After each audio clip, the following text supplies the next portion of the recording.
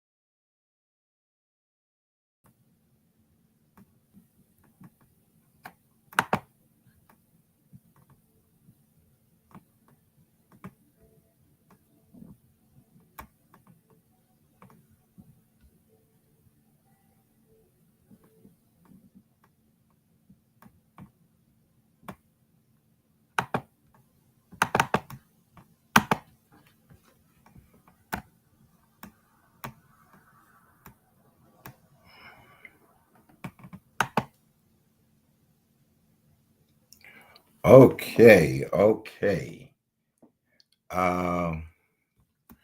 I know I'm on live, and thank God that I'm on. And I think I might need to come back down some to be able to see those of you who might be chatting with me. Um, Truly, God is good, and His mercy endures to all generations. Listen, I might not be able to see those of you that's on with me today, and I'm gonna adjust this out so I won't be so far in this camera like I am, and I know it got me right in front of your face. Yes, but truly, God is good, and hopefully that tonight, that those of you that have joined in with me tonight, as well as those of you on TikTok tonight with me, and it's going down. And also, I want to apologize.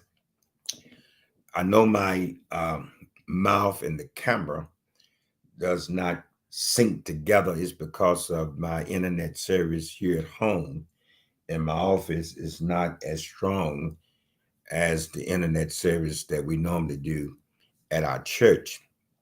So I want you to forgive me on that. There's nothing I can do about it.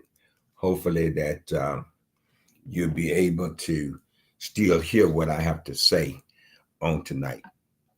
Let me say this to you that, excuse me,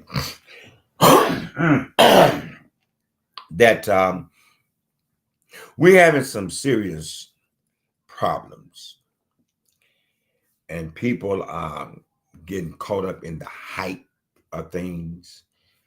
And it bothers me because there are some people that don't know history. And when they don't know history, they allow anything to come in and control their way of thinking. And I want to just enlighten you. There's some things that's happening.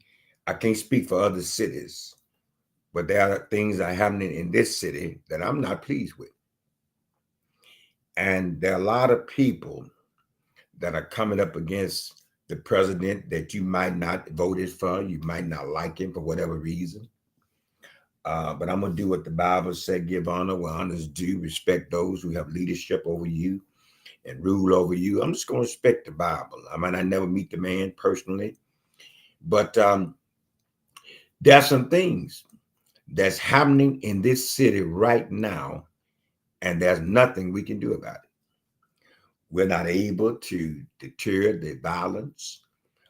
Just on yesterday, 901 day, they were shooting. The 17-year-old got shot 3 times, fighting. And we got people in position that we have put in position that when you try to make a change, they say it's inhumane to do that. Well, I beg you differ. And tonight, what you see that President Trump is trying to do with the National Guards is not the first time that a president have ever did that before and done that. It's not the first time. And evidently, those that we have as officers and people in position, we're not getting the job done. So you got to know when you need some help. You know, in the Bible, God is shown using both humans and angelic armies to enforce his will, which is often done to bring judgment upon the sinful nation to deliver his own people. These military actions are typically not for general orders as understood in the modern sense, but my brothers and sisters, for a specific purpose related to his divine plan. For instance, you remember Joshua 6, write it down if you can, Joshua 6. God gives direct military commands to the army of Israel. When he wanted to conquer Jericho, God provided Joshua and the Israelite army with explicit instructions for conquering the city of the promised land. God orders an unconventional strategy, a margin around the city, leading to its walls miraculously collapsing. My brothers and sisters, even God is not afraid to use the army. In Joshua 5, just before the Battle of Jericho, Joshua encountered a divine figure with a drawn sword who identified himself as the commander of the army of the Lord. In 2 Kings chapter 6, when the prophet Elijah and his servants are surrounded by the Syrian army, God opened the servant's eyes to see that the hills full of horses and chariots of fire all around Elijah, a heavenly army protecting them. So what is you saying, Pastor G, tonight for this little short time that I want to share tonight to help you? When you're not able to do it, my brothers and sisters, we need somebody to help us. Everything that we accomplish, as I can hopefully finish this, I might go over 5 minutes. We had some national guards and armies that came in to help us to accomplish what we could not accomplish ourselves. You know, there are 54 National Guard units based in each of the 50 United States. This was put in place through the state of the militants that occurred in the 17th century colonial of America. The National Guards was put in place to keep the peace and to restore order during natural disaster, civil unrest. And during the Civil War, if you permit me to say this, in 1861, it was President Abraham Lincoln that activated the state militants as the Union to fight the what you call secessionist states of the Confederates. It was the Militants Act of 1792, if I'm not mistaken, by Congress, giving the president the authority to federalize state militants' order and stop insurrection and enforce federal law. My brothers and sisters, it's not the first time. It was George Washington, the first president to exercise this authority during the Whiskey rebellions in Pennsylvania, Philadelphia, Pennsylvania. We, as a race of people, got to understand that Ecclesiastes is true. There's nothing been under the sun that have not been here before. We, as a race of people who refuse to study, to equip ourselves to understand where we are in this day and time, we let the hype get us. People, and those people that in our country, different parts of our city, these people are saying all kinds of things. You got governors. I think over 50 people that got shot. I think most got killed in Chicago just, I think, a few nights ago.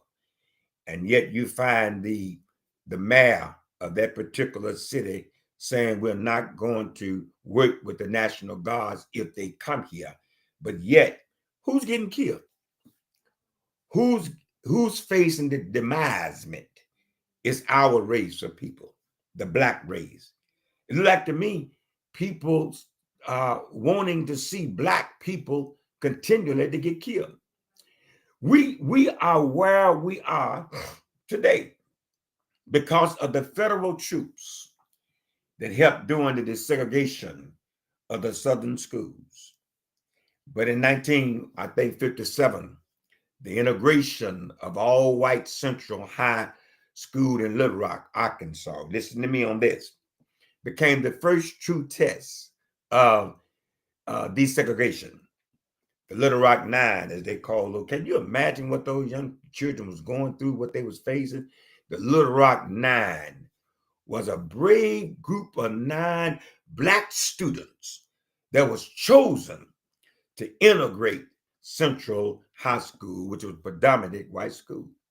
But it was the governor that called in the Arkansas National Guard to watch this, to block the students from entering the high school, saying it was for their own protection.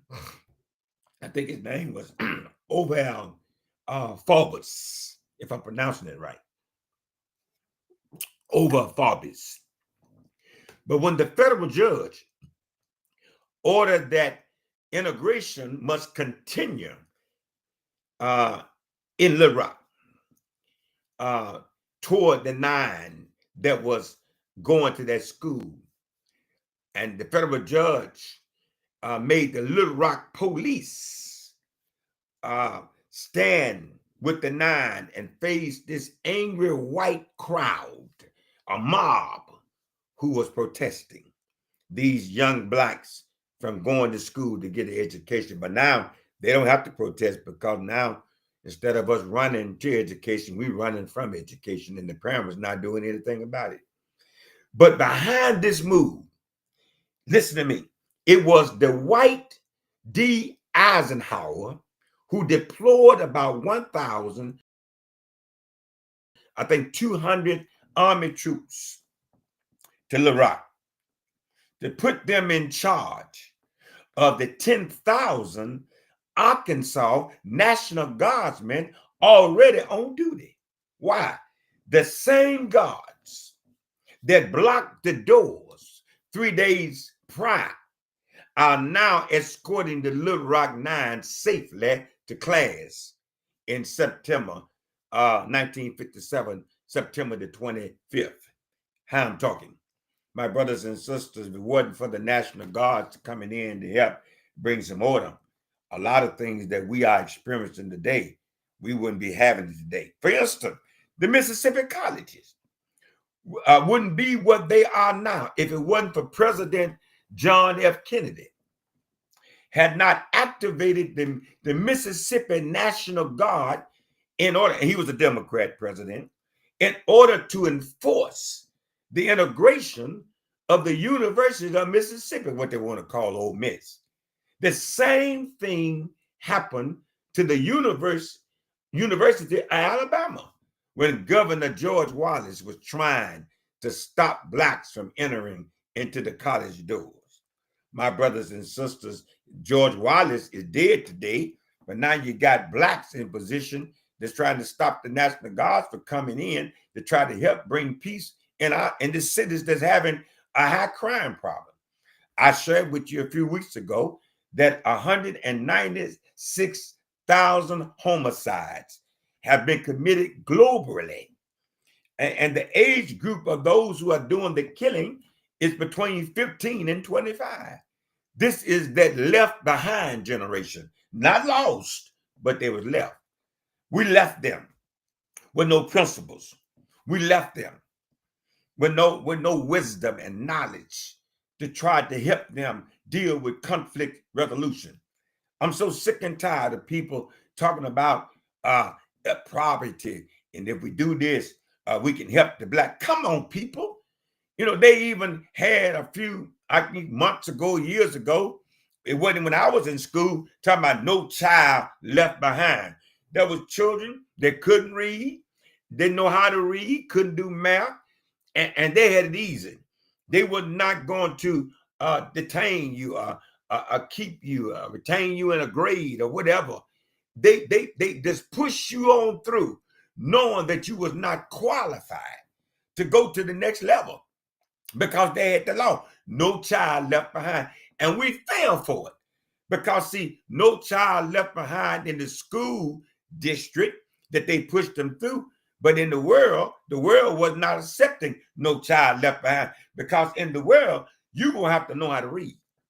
You're going to know how to do math. So those kids that couldn't read, couldn't understand math, didn't know how to express themselves, when they finished school, because they was pushed out, now what they're doing, killing and robbing, because they don't know how to do anything. It's about give them a job. If they work on the job, they're not going to stay. When they get a check, they work one week, get a check, and quit. My brothers and sisters, we need some help. And you might not like the man, that you have a right to that. That's what you feel. I'm not going to argue with you about that. But those of us that have good sense and common sense know that we need some help to help us. That what we got going on. See, Selma will not be what it is today if it was not for the National Guards that came to help in 1965 by Lyndon Baines Johnson. That was the president after Kennedy got killed and assassinated. Had to clash with Governor Wallace. It was the National Guards who protected the lives of the civil rights activists and Dr. Martin Luther King Jr. after he called it Bloody Sunday. It was seen on TV. And Johnson sent in additional troops to help the 2,000 marchers who was trying to cross the bridge, the Edmunds Pettus Bridge, peacefully.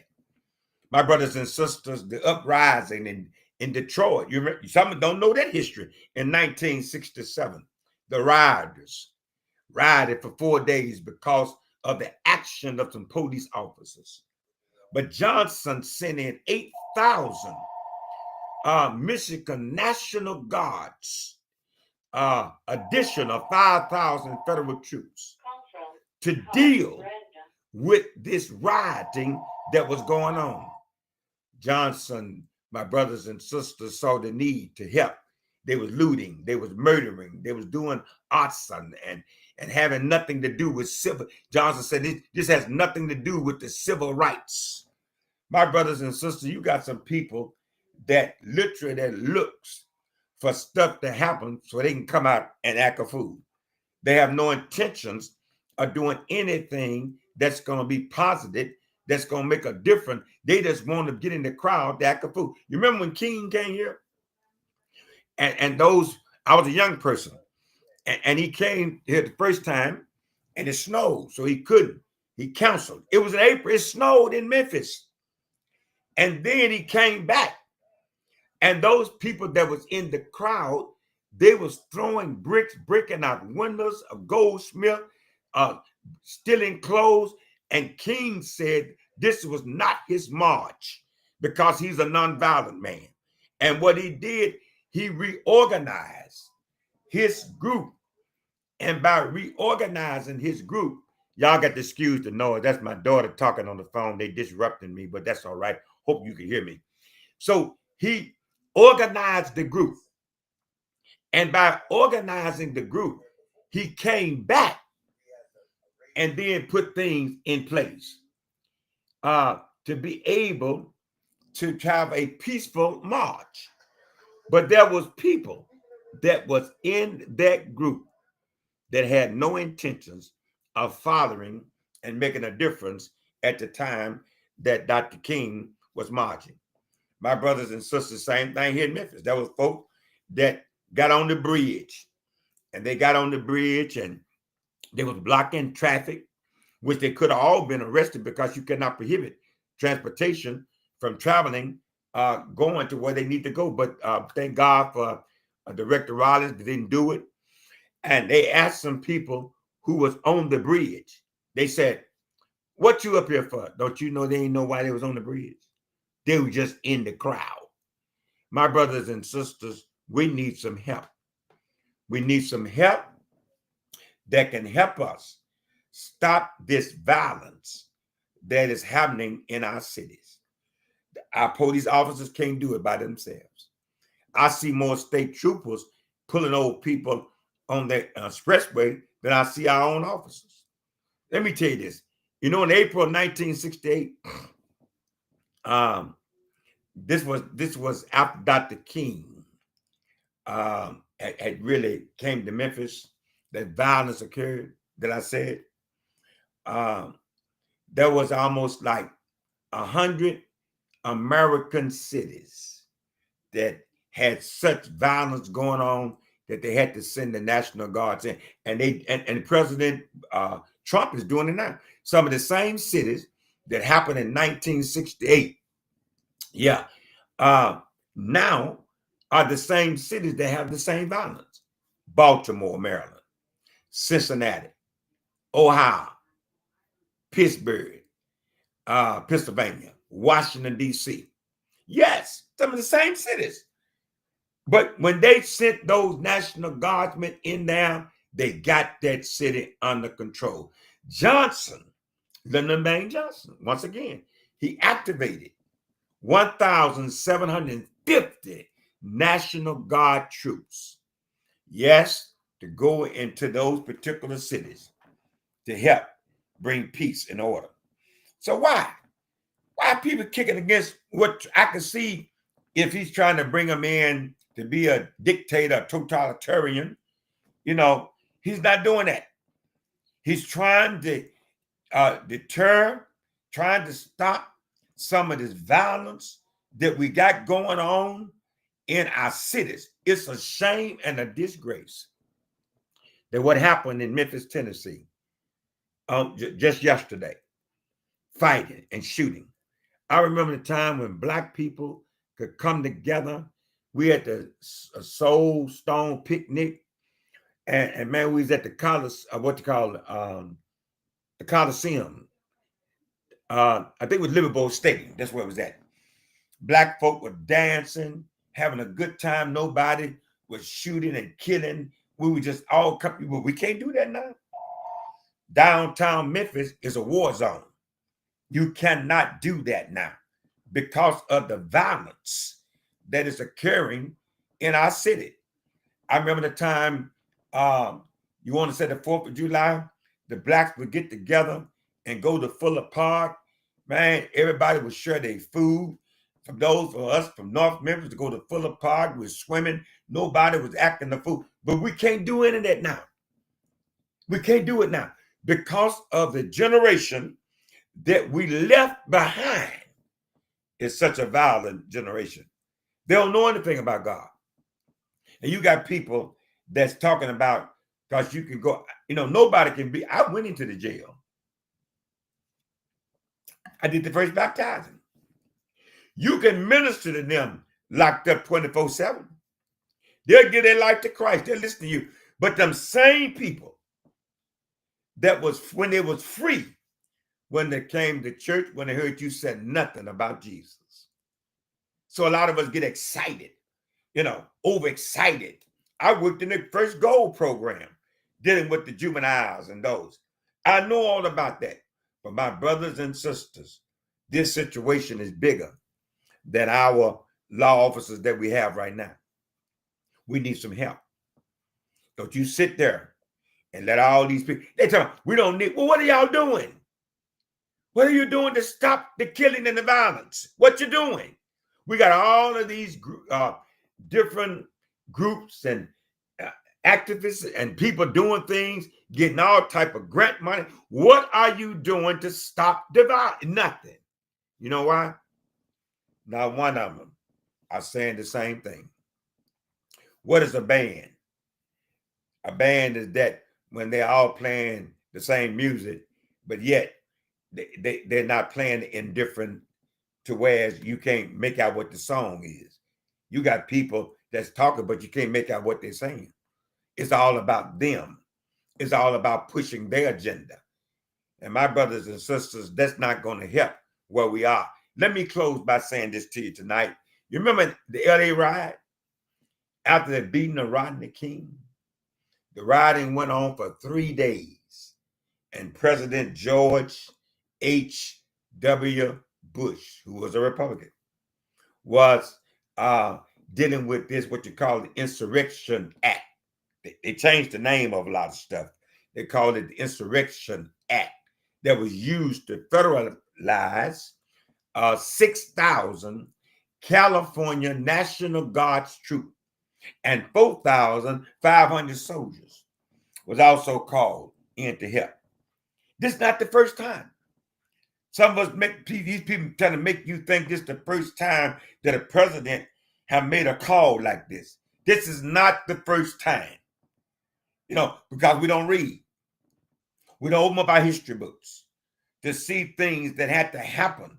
But we're allowing people that said stuff to us. You know why they get us? Because they know that we're not studious enough to read and understand, so you can feed me anything you want to feed me. And this is what's happening. We have become the victim of ignorance on our behalf. And I want to close by saying this. It's time out, Black people. We won't come together. And those of us, how you think that the mothers that we left behind, who now have had children, didn't have no discipline, don't know nothing about no discipline, and you expect them to discipline their children when they didn't know anything about discipline. All they knew about what other folks try to tell us to do, talking about time out. No, it shouldn't have been no time out. And then they passed this law, if you hit your child, they can call the police on you. So you got a generation that came up that was afraid to do anything to their children. So the children came up with a freedom of mind to feel that they can do anything wrong and ain't nothing nobody can do about it. These same parents will come to the school and literally curse the teachers out, cuss them out rather.